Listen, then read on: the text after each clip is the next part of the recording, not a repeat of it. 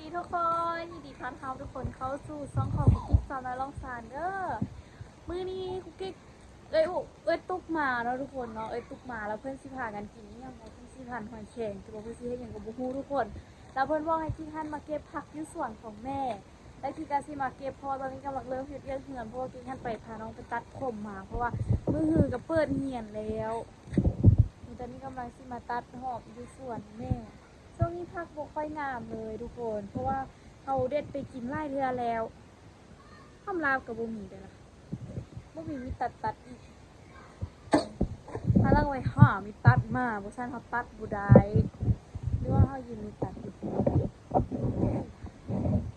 เขาบ่มีตัดเขาจะไปซ่อมมีตัดนำไปทุบกันเลยใช่คิดบ่ต้อง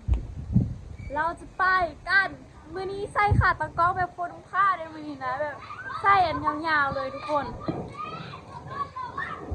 ไม่เอาหูแซ่ค่าตังกองกันเลยไปเดี๋ยวคิดไปซอกมีตัดไปตัดหอมให้เพื่อนก่อนเพราะว่าสิเอาหอมมีแม่เดี๋ยวไปถามเพื่อนมาอย่าเอาให้เขาเลยอุ้ยพากันมิดไหม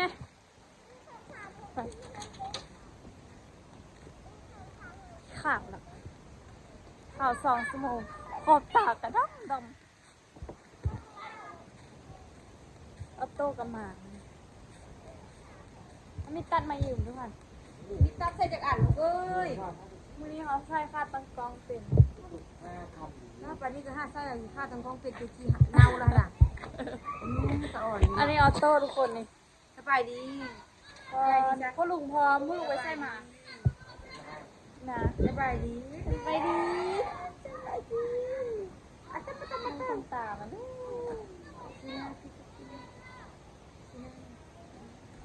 มันอยากไปลิ้นนำเล็กน้อยอันนั้นไป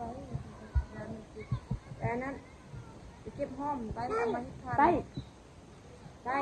ใจห้องเพลงใช่ เอาเพลงให้ฟังเนี่ย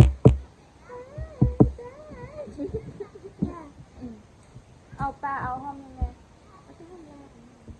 พวกนี้ตัดห้อมกับบุ้มนี่มาโพที่ทานทำ ไอ้ตัดไม่ใส่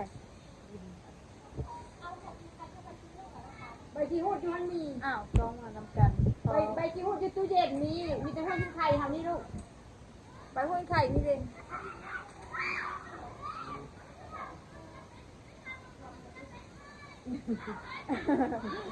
ทุกอย่างเลยนะไปเท่าเดี๋ยวนั้นไปตัวไปเก็บผักน้ำส้มกิ๊กปะเราจะไปเก็บผักทุกคนเอาไปเก็บผักกันเก็บผักให้ตุ๊กตาให้เห็ดเขียนวันนี้เขาใส่ข้าวตังกองเป็นภูมิใจโอ้เขากิ๊กขึ้นอายแล้วทุกคนเลยเบิ้งให้เขากันเอาไล่ปะ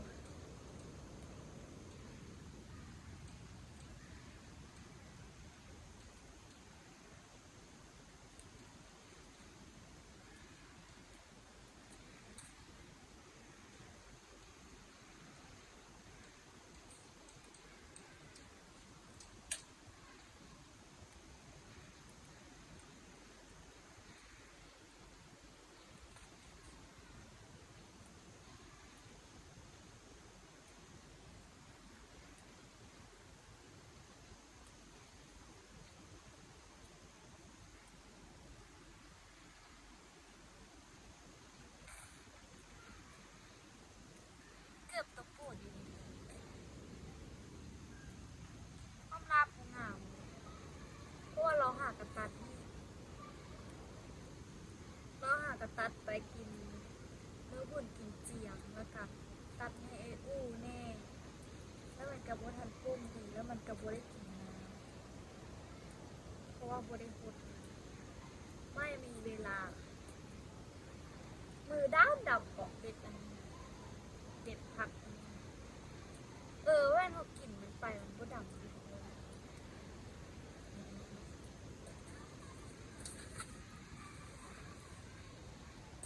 ใครว่านกบินอยู่ทั้งฟ้า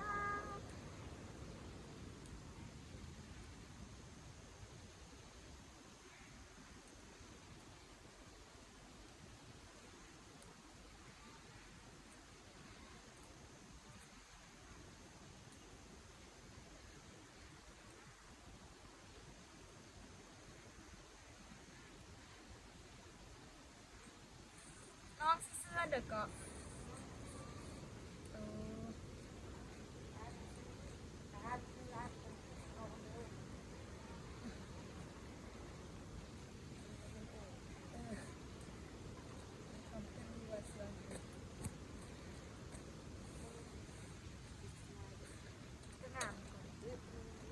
โตมึงมีดังหรอได้ปะ ป้าอันนี้เป็นคนลงไอ้ตุ๊กซื้อมาแต่กระเดิมเราซื้อจากโลกปะไปที่หูดที่นี่ได้ปะ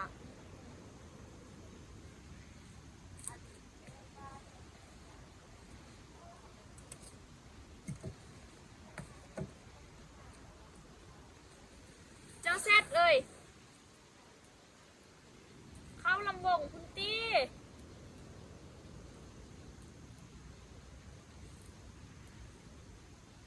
ไทยวันโนกบินอยู่ถึงฟ้า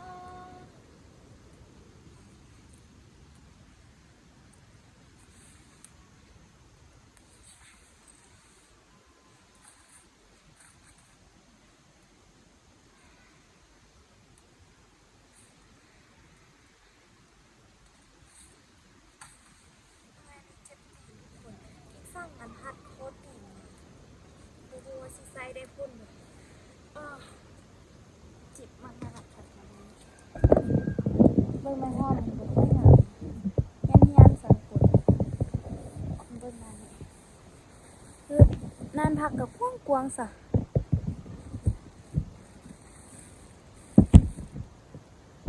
เด็ดตัวกับตังกองกับบุซื้อ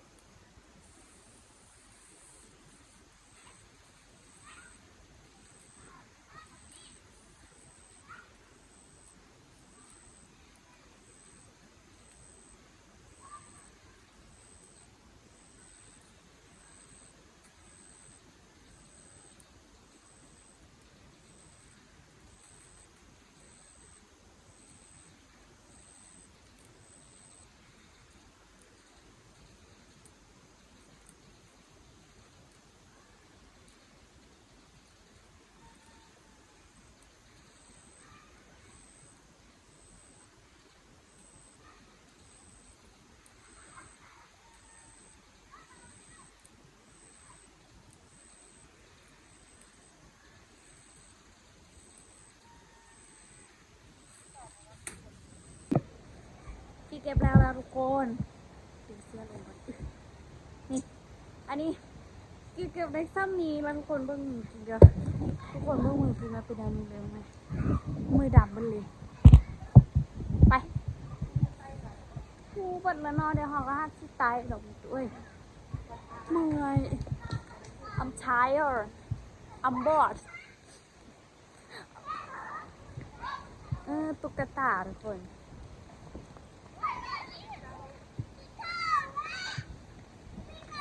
ทำอะไรอ่ะไลฟ์สดเหรอไม่ถ่ายสบายดีนี่ทุกคนตุ๊กกำลังเฮ็ดตุ๊กกำลังถ่ายคลิปมันตีเราก่อนแมนถ่ายคลิปมันละถามมาบนก็ได้ดีหรอจะพักมาว่ะ yes sir มีได้มาแตกมามักแตกเขาแซ่บไปเอาอยู่เลยอ่ะแซ่บเรียบร้อยให้ผมดูสาวซ้ำคิวก็คือก้มเหรอเป็นก้มธรรมดามอกหอมตั้งกันมากไม่กระเพาะอีกว้าเลยทำไส้ไปแกทุกเสื้อขำได้เลยทำไส้กับบันไดได้นี่ว้าหัวถุงข้าวไปยังหน้าจอดำเลยทำไส้ปึ๊บโอเคป้าแกขึ้นไปละไปในผักหอมลาบหอมอะไรนั่งทุกคน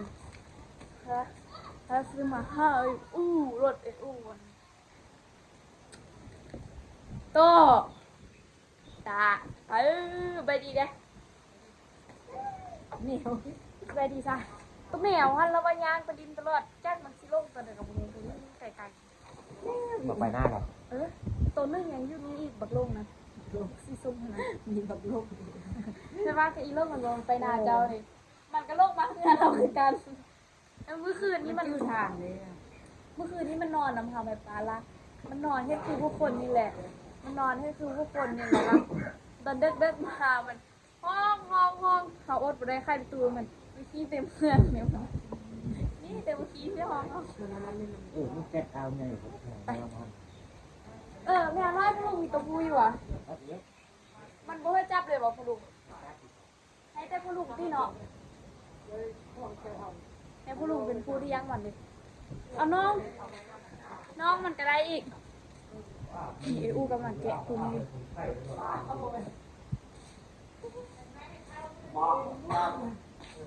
อันเดิมเก็บเพื่อต้องถ่ายอะไรไม่กระเพอีก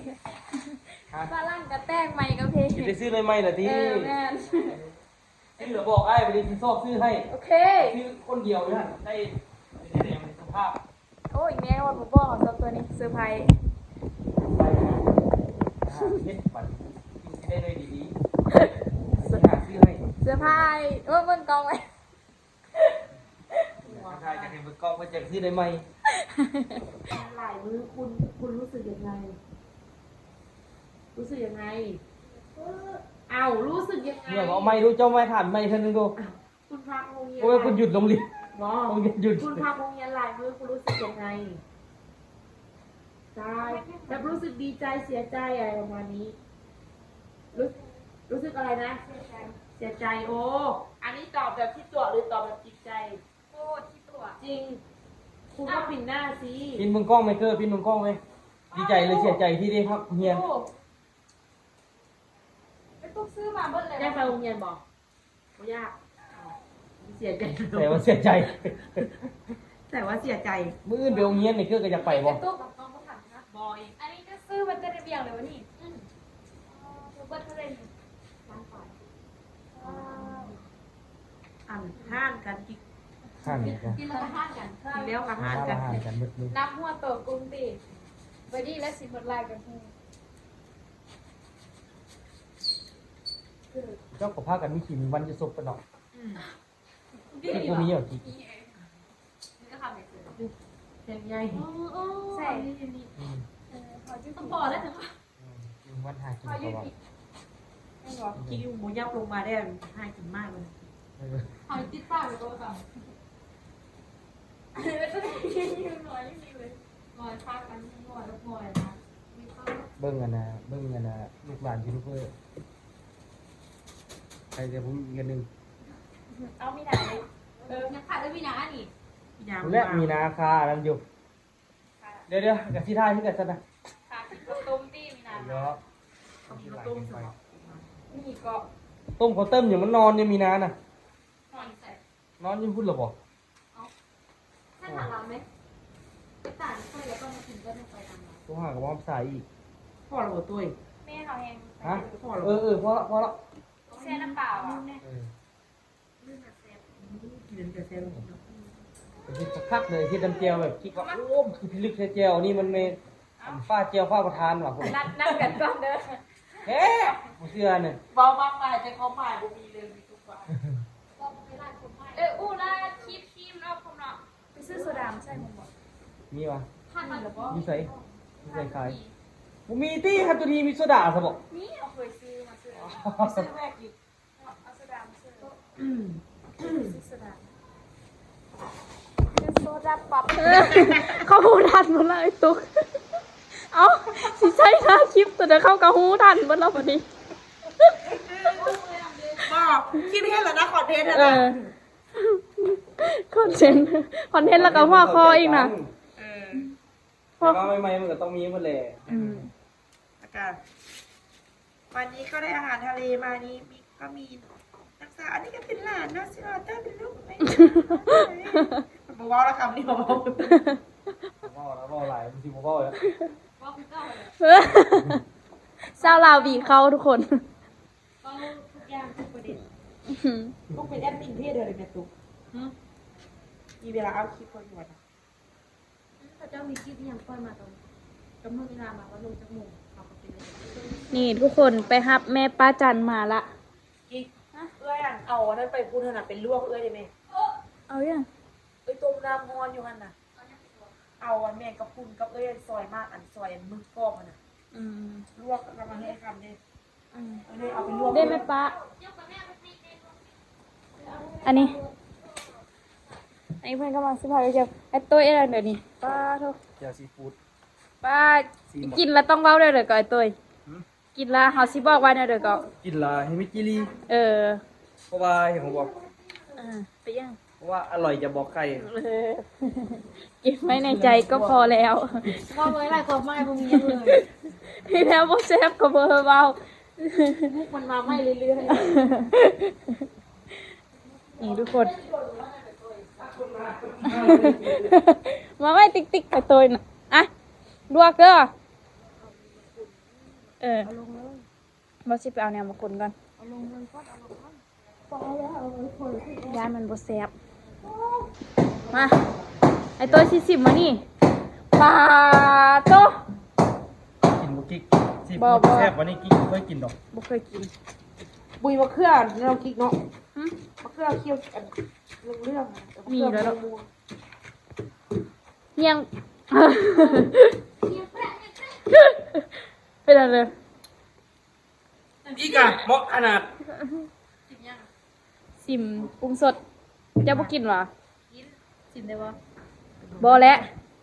บ่ให้ตุกสิมบ่ เดี๋ยว ได้ พออยากชิมน้ำจิ้มของไอ้ตัวน่ะนะชิมบริษัทปลาหมึกซะ ปลาตะพูนปลาแดกแซ่บมันเลือดซ้ำนี้ เดี๋ยวดิไอ้เจอเอาให้ชิมวะ อยากกินกุ้งสดนี่นะ บ่ลวกเอามาทำไมซุปนะบ่มันกรอบแล้วก็เอามาทำไมน้ำฝนๆเอาลงแล้วกัน กินอาป้า เอามือ ฟ้า จำหน่อยโพด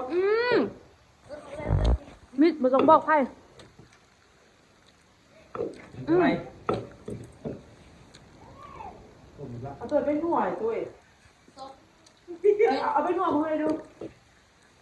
ยูกี้ไปเอาเมื่อเอ้ยแม่ เอายัง ลวกมันอ่ะ เอามือก่อน ปลานี่ เอาไปปั้นไหมวะไอ้ตัว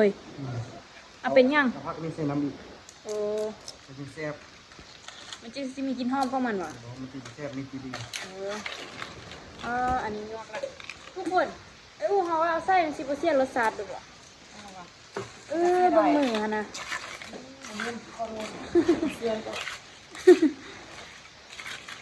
เขาว่าเอาไปล้างบ่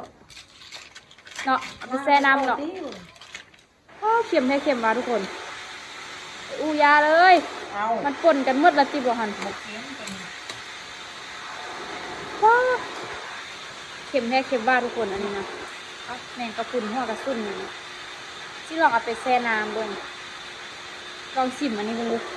เอาสิเลยลูก ก็ปานเด้อเนาะ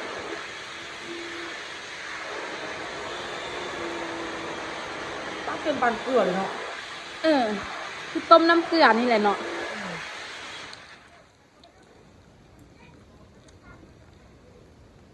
พริกไปเซนามันดูกิก เนาะ เข้มเกิน ล้างไล่ๆน้ำเนาะเซโซดาบอกเพื่อมันกัดแต่เอานี่ใหม่ล้างก่อน เค็ม ป้าทุกคน ปลาบุระ ซิมกุ้ง อาหารทะเลปลาหมักซิบ ปรับ200 เร็วครับ กระชัน น้ำเจียวครับผม คัก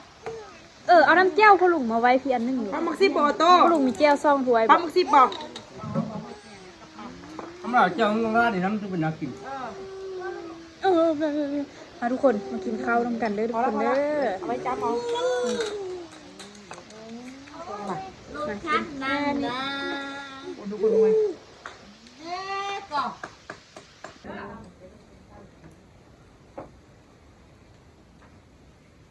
นั่งข้างบนนี่นะอืม ก้อยปลาหมึกหวังคิดว่าก้อยปลา ก็ตายก่อน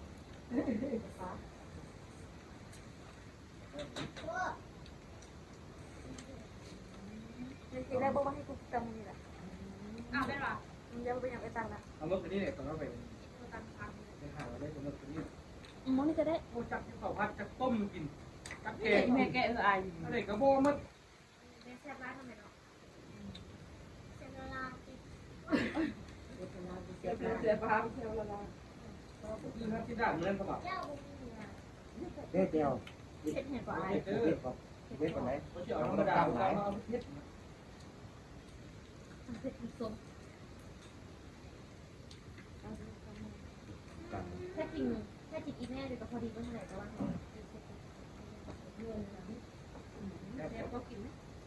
หวานปากก็หรอ ก็ไปยิบให้อันนึงดู จะติดใจได้หรอ ตอนแบบต้นพุ่นตอนเอาไปบ้านเรามีน้อยนะผมกิน เจ็บแอวแล้วเธอไปลบมาสาวกันนะเป็นจมูกน่าเป็นเลยกินมาได้3 4 ปีแล้ว อยากเลยป่ะโอ้ เจ็บแอวทุกปีเลยเอาเนี่ยพูดเท่าไหร่ เอากิน มันดื้อ เอาไปไหมเนี่ย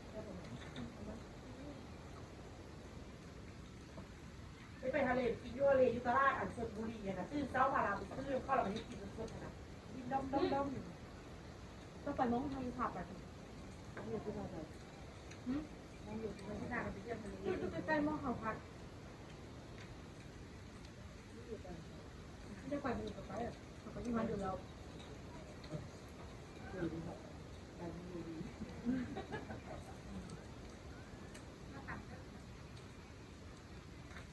ดี๋ยวนั้นมีกินเขา เพราะมึงนี่อยากทำกินข้าวหมดไปตั้งยุง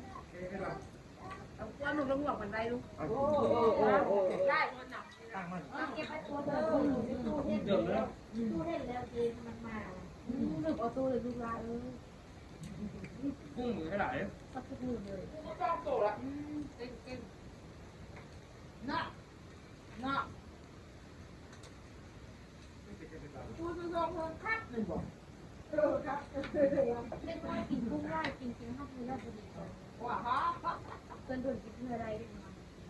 ถูกน้องมันได้ถูกถูกเด็กน้อยขึ้นไปได้ ต่ำตัวตกแล้ว เพราะว่าเขาเล่นข้าวอันด่วนยูกรุงเทพมันเขาจะเอาอาหารเพลงในรูปเสียซอกเขาหม้อตัวประมาณมูเศร้าแต่ว่าแบบให้กินพอดีพองามไว้เถอะนะผมให้กินเลย ต้อง นะ ตัวแล้วใช่ ตัวเนื้อก้นขน ตอนตัวออกมาเราบอกว่ามันคุ้มกันได้ไหมมันโอ้โตตรงนี้นะ เอาไปมันย่างข้างดีเรียมแบบอันบุญจันทร์ยังบอกว่าเฮ้ยแม่ไปกินอาหารทะเลเด้อแม่ข้าวิตามินอาหารทะเล ตามมา จะมีแห้งไหนมันเข็ม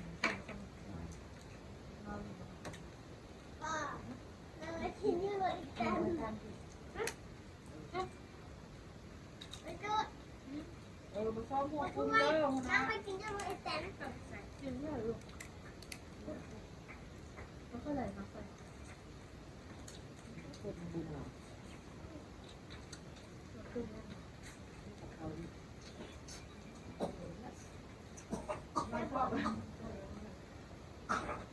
นั่ง ย้อยชอบละ ว่าอะไรเก็บเป็นตายแล้วอยู่น้ำตาแท้เนาะ เก่งนอกเลือกเขาเป็นเลยค่ะเพราะว่าเขาเป็นนุ่มหรอก โผล่จับกระเสือติ้มติ้วไอ้อ้อมนอกมาหนึ่งนะไอ้คือชมไอ้กินพุ่งไอ้เนาะ ระวังร่มเลยตัวลูกยับเลย ไปห้องประตูไหลไป ไปคือเป็นกระโดงโดง แม่ไปดอง เกิดเดียดหาดอกเที่ยวเลยเนาะไม่ดอกเดียดตัวตรงนี้อ๋อโอ้ยมันจะเป็นเข้าหน้า คือกูมองร่วงไม่ดองฮาเปื้อนเด้อจับไรเด้อเห่าเฮ็ด ไอ้ตุ๊กกระแซบอยู่อ่ะแซบปลาส่องถ้วยบอกว่าข้างเจ้าบ่เลย บ้านเขาอีโค เออ ไปจำเที่ยว เสยแม่กินตัวเดียวบ่สำเร็จตัวเดียวอย่างเงี้ยนะ ซ้ำนี้นึงหมด เออ เก็บหัวนี่ เทียบหัวเสยนี่คนเอาโตกะอยู่คนทุกคน นี่มื้อนี้พี่ตุ๊กตามาฮอดเป็นวันแรกนะคะทุกคนมืออีกโดนบ่กลับ